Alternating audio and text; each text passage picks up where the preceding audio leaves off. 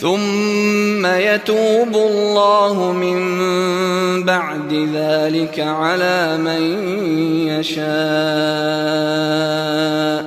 والله غفور رحيم.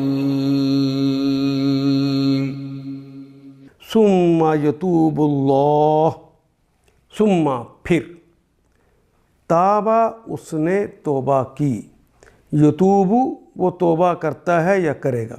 اچھا، یہ کلمہ دو طرح استعمال ہوتا ہے. اگر تو مخلوق کی سے منسوب ہو یہ کلمہ تو اس کا مطلب ہوتا ہے اس نے توبہ کی، اللہ سے توبہ مانگی. لیکن اللہ کی طرف ہو تو اس کا مطلب ہو توبہ قبول کی.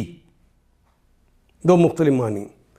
ثم یتوب اللہ، پھر اللہ ان کی طرف پلٹا، اللہ نے ان کی توبہ کو قبول فرما لیا. ثم یتوب اللہ، اللہ نے پھر توبہ قبول کر لی. من بعد ذالک، اس کے بعد. من سے بعد پہلے کا عکس ہے، ذالک اس کے بعد اللہ نے ان کی توبہ کو قبول فرما لیا. علی من یشاء، علی پر، من جو یشاء جس کے اللہ نے توبہ قبول کرنا چاہی اس کی توبہ قبول فرما لی. واللہ غفور الرحیم، اللہ تعالیٰ تو مغفرت فرمانے والے اور رحم فرمانے والے ہیں.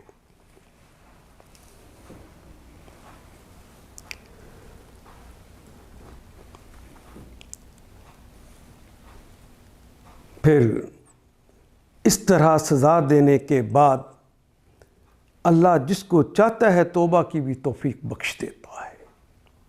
اللہ درگزر کرنے والے اور رحم فرمانے والے ہیں.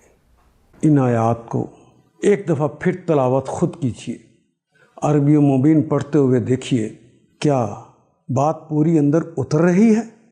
کیا یہ اردو کے سانچے میں ڈھلتی گئی ہیں عبارتیں؟